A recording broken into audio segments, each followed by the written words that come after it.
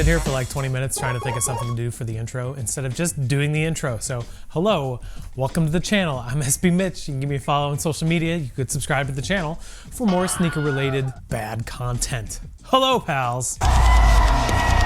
Been quite a while since we've done one of these things.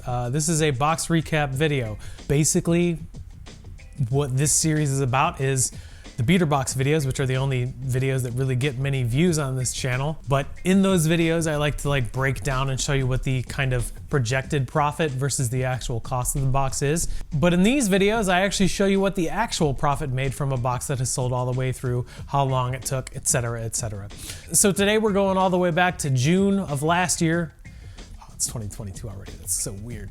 For a $700 Sole Supremacy beater box. I am of the firm belief, through obvious trial and error and also experience with this price range, that the $700 price range is pretty much the best price that Sole Supremacy has to offer in terms of movability and potential profit. And this box kind of proves that. This box was opened on June 7th of 2021 and the video went live on June 18th. So 11 days, which kind of explains why 2 of the pairs sold before the video even went live. Of the 8 pairs in this box, 5 went on GOAT, 2 went on the website, 1 was sold to a friend. That equals 8. The last pair stuck around until August 28th, giving this box a turnaround time or sell-through time of roughly just under 12 weeks. So basically 3 months, which is okay. It's not great, but it's okay. So let's take a look back at this $700 Sole Supremacy beater box. First loose pair, it's a Flyknit trainer. It's a large size, size 12. Got a Flyknit trainer in the multicolor colorway. US men's 10. It's a Yeezy 350 V2. This is the cream colorway. This is a shoe that has released and re-released a couple of times. We got a shoe without a box top. This is a size 11 Air Max 2 Light SP, and there it is. These are very lightly worn. I don't know what the colorway is called. What does the colorway say on the box? Dark Obsidian Sail Racer Blue. But it fails to mention the white, the green, or the Volt liner. It says it's a Nike Roshe 1 in a size 12. Again, a shoe that would be worth more than it would be now if it was 2014. I forget the name of this colorway. Kind of reminds me of the Chairman Bao Dunks. Size 13, Jordan 6 Retro. These are worn, but this is the 2018 infrared 6s that came out. It's a Jordan 13 in a size 13. Worn again, but very lately. This is the 2017 retro, the Altitude 13s. I mean, it's a mostly black Jordan 13. So we got a release from the Countdown pack. This was a pack that released Jordan 1 through 22 to celebrate the Jordan 23 being released. They came in packs that added up to 23. So say there was a Jordan 3 and a Jordan 20. I don't know which one this is because there's no marking on it. Whoa! It's probably one of the better ones to get. Let's see what size it is first. Looks like a pretty decent size too. Size 12. Excellent. So we got a worn size 12 Jordan Countdown pack. This is the Bred 11s from the Countdown pack. This came in the pack with the 11s and the 12s. It's a size 12 Jordan 7 Retro, and if that's what is in here, I will be very happy. Bingo. We've got a pair of Bordeaux 7s. This is probably one of the most iconic Jordan 7s ever to release. I mean, there's really not much I can say about this box that I haven't said in any other video. Namely the sizes, like the 6s, the 7s, the 11s, and the 13s were all sizes 12 or 13, which is awesome. And I think actually in the video, like the little report card thing that slides up, I think it said sizes were good. They should have been excellent because of the models that were in this box. I mean, even the Flyknit trainers and the Air Max 2s were sizes 11 plus, which is ideal.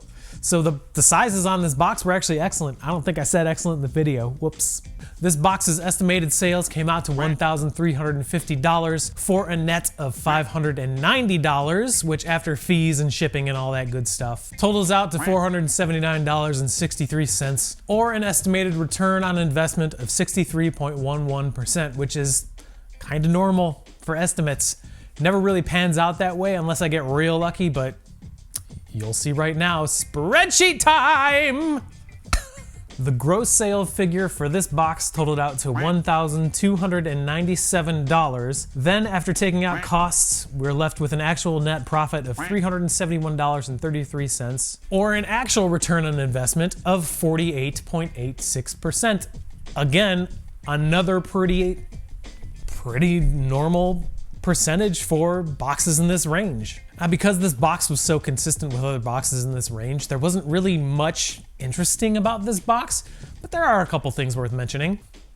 Number 1, OG colorways equals easy sales. I personally think the biggest reason that the last pair in this box that sold were the Altitudes, because Altitude 13s aren't really necessarily an OG colorway, not like the CDP Breads or the Infrared 6s or even the Bordeaux 7s. Those are all like OG colorways that Michael Jordan actually wore. So understandably, that's why this box kind of took so long to sell all the way through. There's not as I mean, there's demand for them, but it's just, you know, people that are Jordan purists don't really wear Altitude 13s, I think. I don't really know, I'm guessing.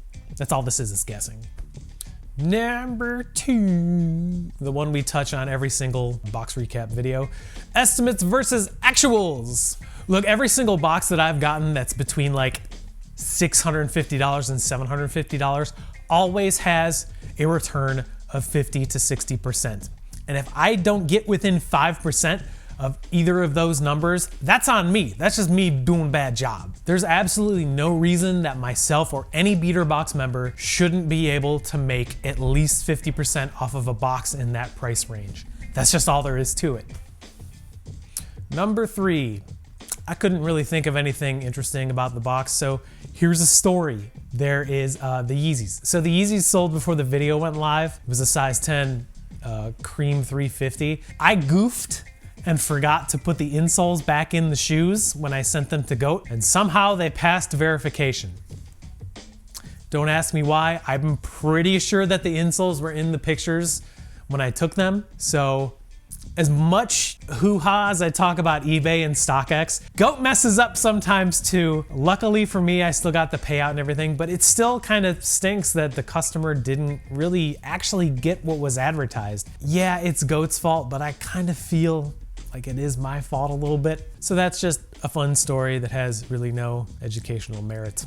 None of these videos have educational merit. Hey, so that's how that box panned out. I mean, it's pretty standard for a $700 box to make about 50% return. That's just all there is to it. So kind of boring, but also I guess it's just proof that those boxes are the best ones, maybe, I guess, I don't really know. Hey, thanks for watching, I appreciate it. There is a box that will be opened on Friday. Well, I'm opening it soon, but the video will be up Friday. We're doing like, I think 475, and then I think there's a 425 over there. So we're doing little dudes this week and next week. So I'm kind of looking forward to them because those boxes are usually the most fun. So come back on Friday.